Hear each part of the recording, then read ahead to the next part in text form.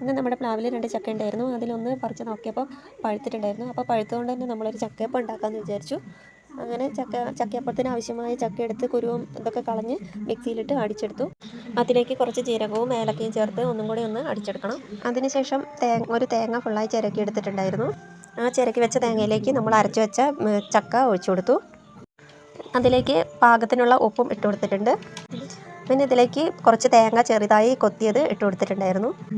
അതിലേക്ക് ആവശ്യമായ റവ ചേർത്ത് കൊടുത്ത് നല്ലവണ്ണം മിക്സാക്കി ഇതിന് വേണ്ടിയിട്ടുള്ള ശർക്കര ഉരുക്കി വെച്ചിട്ടുണ്ടായിരുന്നു. അത് നമ്മൾ അരിച്ചിട്ട് ഇതിലേക്കൊന്ന് ഒഴിച്ചു കൊടുത്തിട്ട് നല്ലവണ്ണം ഒന്ന് മിക്സാക്കി കൊടുത്തു.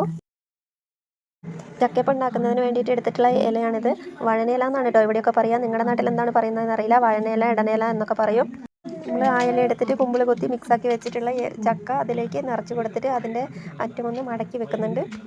അതുപോലെ എല്ലാ ഇലയിലും ആക്കിയിട്ട് നമ്മൾ ആവിയിലൊന്ന് പുഴുങ്ങിയെടുത്തിട്ടുണ്ട്. അരമണിക്കൂറിന് ശേഷം നമ്മൾ നോക്കിയപ്പോൾ നല്ലോണം വെന്തിട്ടുണ്ടായിരുന്നു. അതിന് ശേഷം ഇതെടുത്ത് നോക്കുമ്പോൾ ഇതിൻ്റെ ഒരു സ്മെല്ലുണ്ടല്ലോ, നല്ല മണമായിരുന്നു കേട്ടോ. പിന്നെ ഇത് കഴിക്കാനും നല്ല ടേസ്റ്റാണ്. നിങ്ങളൊന്ന് ഉണ്ടാക്കി നോക്കണം കേട്ടോ. അപ്പോൾ ചക്കയപ്പം എല്ലാവർക്കും ഇഷ്ടപ്പെട്ടിട്ടുണ്ടെന്ന് വിചാരിക്കുന്നു. ഇനിയും വീഡിയോ ആയിട്ട് വരുന്നത് വരെ എല്ലാവർക്കും ബൈ.